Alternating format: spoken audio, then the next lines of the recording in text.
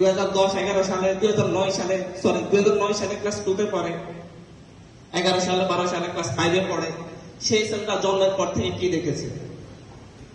শেখ হাসিনা ক্ষমতায় এসেছে, শেখ হাসিনা এই দেশকে ভারতের হাতে তুলে দিয়েছে, কিন্তু বাংলাদেশে তো বিরোধী দল ছিল, বিরোধী নেতারা ছিল, শক্তিশালী সংগঠন ছিল। তারা কি সেই বাংলাদেশে যখন 57 জন সেনা অফিসারকে হত্যা করে ফেলা হয়েছিল, তারা কি এর প্রতিরোধে শেখ হাসিনাকে ক্ষমতা থেকে নামাতে পেরেছিল? তাহলে এই দায়টা কেন আমরা এরকম কেন আমরা এরকম অশান্ত, অনিরাপদ, নিরাপত্তাহীন বাংলাদেশে কেন আমাদের এই প্রজন্মকে বড় হতে হয়েছে? আমরা কেন এই ট্রমাটাইজ পরিস্থিতির মুখে দিয়ে আমাদের মধ্য দিয়ে আমাদেরকে গ্রো করতে হয়েছে? এই দায়টা কে দিবে? আমার পূর্বপুরুষরা কি রক্ত দেয় নাই আমাদের জন্য? নিরাপদ বাংলাদেশ গড়ার জন্য, নিরাপদ ভূখণ্ড দেওয়ার জন্য, নিরাপদ রাজনৈতিক পরিবেশ দেওয়ার জন্য, শান্তিপূর্ণ বাংলাদেশ দেওয়ার জন্য, আমাদের অর্থনৈতিক স্থিতিশীলতা দেওয়ার জন্য আমাদের পূর্বপুরুষরা কি রক্ত দেয় নাই? আমাদের পূর্বপুরুষরা শত শত বছর ধরে রক্ত দিয়েছে, কিন্তু সেই রক্তের সাথে বারবার আপনারা প্রতারণা করেছেন। একবারও আমাদের জন্য একদিনের জন্য নিরাপদ বাংলাদেশ উপহার দিতে পারেন নাই। আমাদের পূর্বপুরুষরা 1970 সালে রক্ত দিয়েছে, যাতে করে তার পরবর্তী প্রজন্ম আমরা যারা জন্মগ্রহণ করি, আমরা যারা শান্তিতে রাখতে পারি, আমরা যেন একটা নিরাপদ বাংলাদেশ পাই, আমরা যেন রাজনৈতিক স্থিতিশীলতা পাই, সুন্দর ভবিষ্যৎ পাই, পড়াশোনার ভালো মান পাই। এজন্যই তো 30 লক্ষ মানুষ তাদের জীবন রক্ষা করে বিলিয়ে দিয়েছিল। কিন্তু ক্ষমতায় আসার পরে শেখ মুজিবুর রহমান বাংলাদেশের আশা আকাঙ্ক্ষা সবকিছুর সাথে বিশ্বাসঘাতকতা করেছিল। রক্ষী বাহিনী গঠন করে এদেশের মানুষের স্বাধীনতার অধিকার হরণ করে ফেলেছিল। বাদশাহ কায়েম করে প্রত্যেকটা রাজনৈতিক দলকে নিষিদ্ধ করে দিয়েছিল। আজীবন ক্ষমতায় থাকার বাসনা লালন করেছিল। শত শত মানুষ না খেয়ে মারা গিয়েছিল, হাজার হাজার মানুষ না খেয়ে 1974 সালে দুর্ভিক্ষে মারা গিয়েছিল। শেখ মুজিবের অপশাসনের দশাঘাতে আমাদের পূর্ববর্তী প্রজন্ম তারা জীবন দিতে হয়েছিল।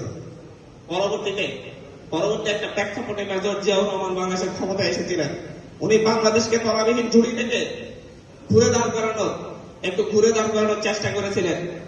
উনি বাংলাদেশের অর্থনৈতিক ভিত্তি স্থাপন করেছিলেন, কিন্তু ওনাকেও বাঁচতে দেওয়া হয়নি। 4-5 বছরের মাথায় ওনাকে হত্যা করে ফেলা হয়েছিল। বাংলাদেশের ভবিষ্যৎ মেজর জিয়াউর রহমান হত্যাকাণ্ডের মধ্য দিয়ে অনেকাংশে বিলুপ্ত হয়ে গেছিল। তারপরে এরশাদের শাসন, দালালির শাসন, শোষণ, মানুষের অত্যাচার, নির্যাতন সবকিছু শুরু হয়েছিল। এদেশের মানুষকে ডাক দিয়েছিল বেগম জিয়া, শেখ হাসিনা একসাথে এরশাদের শাসন থেকে এই দেশের মানুষকে মুক্ত করতে হবে, স্বৈরাচার এরশাদের পতন ঘটাতে হবে। তৎকালীন ছাত্র নেতারা নেতৃত্ব দিয়েছিল, তারা ছাত্র গণ অভ্যুত্থান তৈরি করেছিল। ডাক্তার মিলন জীবন দিয়েছিল, আসাদ জীবন দিয়েছিল, শতজন জীবন দিয়েছিল এরশাদের শাসন থেকে, শোষণ থেকে মুক্তি পাওয়ার জন্য। কয়েকদিনের জন্য মুক্তি পেয়েছিল ঠিকই, কিন্তু 1991 সালে ক্ষমতায় এসে তৎকালীন বিএনপি সরকার এই দেশের মানুষের সাথে নিমখরামি করেছিল এবং মাগুরার নির্বাচন সহ 2টা উপনির্বাচনে কারচুপি করে দেশকে দীর্ঘমেয়াদে একটা অন্ধকারের দিকে ঠেলে দিয়েছিল, শুধুমাত্র ক্ষমতায় দীর্ঘদিন থাকার বাসনার কারণে। 96 সালে একতরফা ভাবে নির্বাচন করেছিল ক্ষমতায় টিকে থাকার জন্য, যেভাবে 2014 সালে শেখ হাসিনা নির্বাচন করেছে। কিন্তু বিএনপিকে দেশের মানুষ তখন ক্ষমতায় থাকতে দেয় নাই, আন্দোলন করে সংগ্রাম করে ক্ষমতা থেকে নামিয়ে আবার নতুন একটা নির্বাচন দিতে বাধ্য করেছিল। আওয়ামী অপশাসনের মধ্য দিয়ে বিএনপিকে আবার মানুষ ভরসা করেছে, কারণ বাংলাদেশে অপশন ছিল না। আওয়ামী লীগ কিংবা বিএনপি ওই দুইটার একটা ভালো পাইছে না।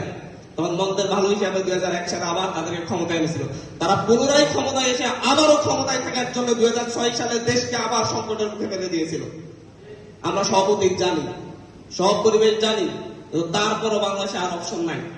কোন নতুন রাজনৈতিক দলকে দাঁড়াতে দেওয়া হয় নাই, কোন নতুন সংগঠনকে সংগঠিত হতে দেওয়া হয় নাই, যাতে করে তারা নিজেরা সবকিছু ভাগাভাগি করে নিতে পারে।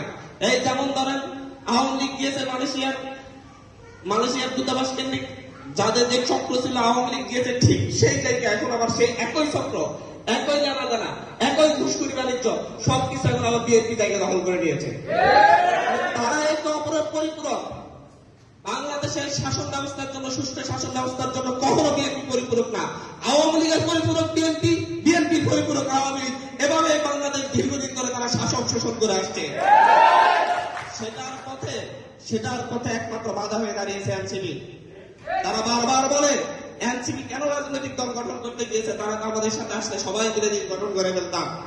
1990 সালে একই ভুল ছাত্র নেতারা করেছে। করেছিল। 1969 সালেও একই ভুল তুফাইল আহমেদরা করেছিল। তারা গণঅভ্যুত্থান করে শেখ মুজিবের হাতে ক্ষমতা তুলে দিয়েছিল। 1990 সালে গণঅভ্যুত্থান করে আমানুল্লাহ আমানরা, আশরাফুদ্দিন নিজামরা, ওনারা একই ভুল করে ক্ষমতা খালেদা জিয়ার হাতে তুলে দিয়েছিল, বিএনপির হাতে তুলে দিয়েছিল। তারা এবারও ভাবছে এনসিপি, নাহিদ ইসলাম, হাসনাত আব্দুল্লাহ, হান্নান মাসুদরা, তারা আবার হচ্ছে ক্ষমতাটা তাদের হাতে তুলে দিবে। কিন্তু সেই জায়গায় আমরা চ্যালেঞ্জ ছুড়ে দিয়েছি। আমরা এমন চ্যালেঞ্জ করেছি, আমরা বলেছি সংস্কার নিশ্চিত করতে হবে, জুলাই হত্যাকাণ্ডের বিচার করতে হবে। সবকিছুর সাথে তারা বাধ্য হয়ে হ্যাঁ হ্যাঁ হ্যাঁ হ্যাঁ করতে বাধ্য হয়েছিল আমাদের সাথে। আমরা যখন বলছি গণভোটে হ্যাঁ লাগবে, প্রথমে না না করতে, পরে বাধ্য হয়ে আবার হ্যাঁ গণভোটে হ্যাঁ চাইতে বাধ্য হয়েছে। কিন্তু ক্ষমতায় গিয়ে ভাবলো যে আমরা আলটিমেট মেজরিটি পেয়ে গিয়েছি, এখন আমরা বেইমানি করলে কোনো সমস্যা নেই। তারা ভাবছে যে এখন তো ক্ষমতায় চলে এসেছি, ক্ষমতার জন্য তখন গণভোটে হ্যাঁ চেয়েছি, তখন বলেছি যা বলেন তাই মানি, আগে আমাদেরকে ক্ষমতা দেন। এখন তারা প্রতারণা করা শুরু করেছে।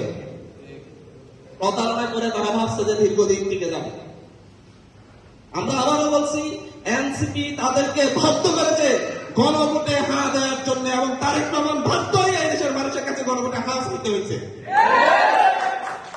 এবং আমরা তাদেরকে বাধ্য করেছি জুলাই সনদের প্রত্যেকটা শব্দ এবং জুলাই সনদ বাস্তবায়ন করতে হবে, গণভোট বাস্তবায়ন করবে এই কথা বলার জন্য ভোটের আগে আমরা সেই পরিবেশ তৈরি করেছিলাম। জন আকাঙ্ক্ষার চাপ ছিল, সেই আকাঙ্ক্ষার কারণে তারা বাধ্য হয়ে বলছে আমরা সব কিছু বাস্তবায়ন করব। কিন্তু তারা ক্ষমতায় যায় সুপ্রিম কোর্ট সচিবালয় বাতিল করে দিয়েছে। নিমো খারাপ।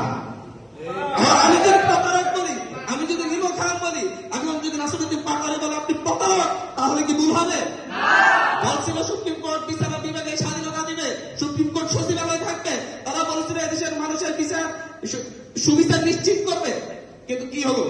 যেটা অন্তর্বর্তীকালীন সরকার করে দিয়ে গেছে, বিচার বিভাগকে আলাদা করে সুপ্রিম কোর্ট সচিবালয় দিয়ে নতুন সচিব নিয়োগ করেছিল বিচার বিভাগ থেকে, তারা সেটা বাতিল করে দিয়েছে, বাদ দিয়ে দিয়েছে। বিচার বিভাগ আবার তাদের হাতে নিয়ে নিয়েছে, মানে বিএনপির হাতে নিয়ে নিয়েছে। আইনমন্ত্রী বিচার বিভাগ নিয়ন্ত্রণ করবে, তাদের কথা মতো সবকিছু হবে, দেশের মানুষের ন্যায় বিচার পাবে। এবার হচ্ছে বিরোধী দলকে একসাথে ঘুরান, বিচার বিভাগের প্রত্যেকটা দরজায় দরজায় ঘুরান, জামিন হবে না, বিচার পাবে না, ন্যায় বিচার পাবে না, এটা হতেই থাকবে। তারা মানবাধিকারের কথা বলে। শেখ হাসিনাকে আমরা তখন দেখতাম যে হচ্ছে শুধুমাত্র কিছু বললেই অমুক লোক মারা গেছে, ওখানে হত্যা করা হয়েছে, তখন স্বজন হারানোর বেদনার মতো বলতো। আমার সাইডে আত্মীয় স্বজন হারানোর বেদনা আর কেউ কি বেশি বুঝে? আমি তো সেই আমার পুরো পরিবার হারাইছি। শেখ হাসিনা কথাই কথাই বলতো আমার সাইডে কি ভাই ভাড়াদার হারানোর বেদনা কেউ বুঝে, বাপ হারানোর বেদনা কেউ বুঝে, ঠিক একই ধরনের স্বজন হারানোর বেদনার মতো। এবং সেই বেদনা হাসিনার বেদনা এখন বিএনপিকে ধরেছে। হাসিনার সেই বেদনায় তারা এখন কথাই কথা বলে আমরাই তো সবচেয়ে গুম হয়েছি, আমরাই তো সবচেয়ে বেশি মানবাধিকার লঙ্ঘনের শিকার হয়েছি, আমরা কি গুমের বিচার করবো না? এটা হইতে পারে? অথচ গুম কমিশন, যে কমিশনের মাধ্যমে একজন মানুষ গুম হলে বিচার পাওয়ার কথা ছিল, সেই কমিশন বাতিল করে দিয়েছে। তারা মানবাধিকার কমিশনের যে আইন অন্তর্বর্তীকালীন সরকার করে গিয়েছিল, মানবাধিকার কমিশন কিভাবে গঠন হবে, কিভাবে স্বচ্ছ প্রক্রিয়া থাকবে, সেটার সাথে প্রতারণা করে তারা মানবাধিকার কমিশন বাতিল করে দিয়েছে। আবার 2009 সালে শেখ হাসিনার তৈরি সে আইনে ফিরিয়ে দিয়েছে। এরপরও তারা বলবে আমাদেরকে প্রতারক বললেন না। ভাই, আমরা আপনাদের সাথে শান্তিতে চাই, আপনারা আমাদের বিরুদ্ধে যাবেন না, আপনারা একটু শান্তিতে 5 বছর আমাদেরকে চালাইতে দেন, আমরা তো চেষ্টা করতে চাইতেছি। আরে ভাই, সব জায়গা ধ্বংস করে দিয়ে হাসিনার শাসন কায়েম করে তুমি বলো যে তোমার সহযোগিতা করবো। কেন সহযোগিতা করবো? তুমি কি এর আগে বলছো ভোটের আগে যে তুমি সংবিধান সংস্কার পরিষদ করবে না? বইলা দেখতে যে 61% মানুষ, 51% মানুষ তোমাদেরকে ভোট দেয় নাকি 20% মানুষ ভোট দেয়? একবার বলে দেখতেন তখন।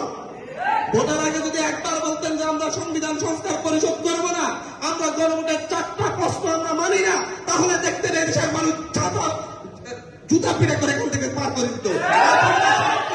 একবার বলতেন, তখন বলার সাহস পান নাই, কারণ এই দেশের মানুষ আপনাদেরকে বাধ্য করেছে এটার পক্ষে বলার জন্য। আপনারা দেশের মানুষের সাথে প্রতারণা করেছেন, এটা স্বীকার করে দেন, স্বীকার করে নিয়ে দেশের মানুষের কাছে ক্ষমা ছাড়া রাজনীতি করার জন্য। যতদিন আপনারা এই ধরনের বেইমানি করে যাবেন,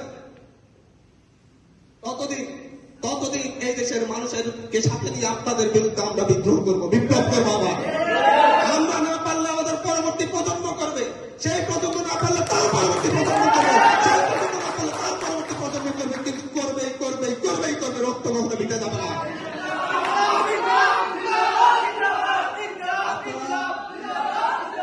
আপনারা বারবার বারবার আপনারা প্রতারণা করবেন, এদেশের মানুষ আপনাদেরকে মাথায় তুলে নাচবে, সেই চিন্তা করলে ভুল করবেন।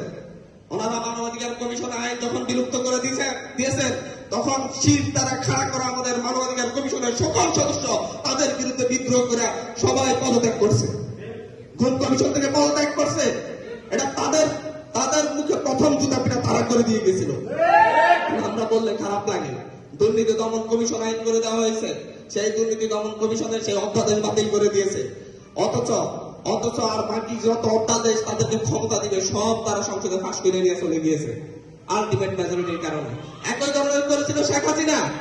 শেখ হাসিনা 2008 সালে ক্ষমতায় এসে অন্তর্বর্তীকালীন সরকার, তখন 11 সরকারের তৈরি করা যতগুলা আইন তার পছন্দ হয়েছে ততগুলা তারা অধ্যাদেশকে আইনে পরিণত করেছে, আর যেটা পছন্দ হয়নি সেটা তারা বাদ করে দিয়েছে, যেটা তাকে জবাবদিহিতার আওতায় আনতো।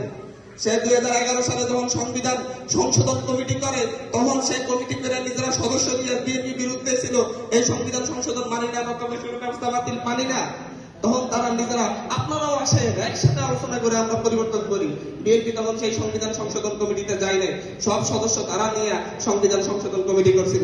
এখন সে হাসিনার পদাঙ্ক অনুসরণ করে একইভাবে তারেক রহমানের সরকার নিজ দলের লোকজন দিয়ে সংবিধান সংশোধন কমিটি করে এবার বলে জামাত আসেন, এনসিপি আসেন, আপনারাও আইন, আমরা দলে আলোচনা করি। আরে ভাই, আমাদের কথা দাম আছে নাকি? তোমরা তো 200 জন এমনি টাইম পাস করে যাবো। তোমরা তো প্রথম বিদ্রোহ করেছে এই দেশের 70% মানুষের গণভোটে হা দেওয়ার জন্য। তোমরা এই দেশের মানুষকে মূর্খ পাইছো, বা এই দেশের মানুষ বুঝে না বুঝে হা দিছে। আর ভাই সব সালাক তো তোমরাই। 1979 সালে যখন গণভোটে হা হয়েছিল মেজর জিয়াউর রহমানের আমলে, মেজর জিয়াউর রহমানের প্রণীত আইন ও অনুসৃত নীতিমালা পক্ষে আপনারা হা ভোট দিচ্ছেন কিনা? আইন কি, অনুসৃত নীতিমালা কি, মেজর জিয়াউর রহমানের 30 দফা কি ছিল এই দেশে কে জানে? ঠিক মতো সালাউদ্দিন আমরা মির্জা ফখরুল ইসলাম আলমগীর জানে কিনা সেটাই নিয়ে সন্দেহ আছে। কিন্তু এই দেশের মানুষের 99% মানুষ হা দিয়েছে, গণভোটে হা দিয়েছে। এটা দেখাই দিয়ে আপনারা তখন সংবিধান সংশোধন করে সবকিছু করে ফেলছেন। এখন 24-এ এসে বলতেছেন তখন এই দেশের মানুষের সাক্ষরতার হার ছিল 30%, এখন আছে 70%। তারপরে বলেন যে এই দেশের মানুষ বুঝে না। বলদ পাইছেন? অনেক বেশি সালাক আপনারা নিজেদেরকে মনে করতে পারেন। আপনারা একই ধরনের ছাত্রলীগের মতো কর্মকাণ্ড শুরু করেছিলেন।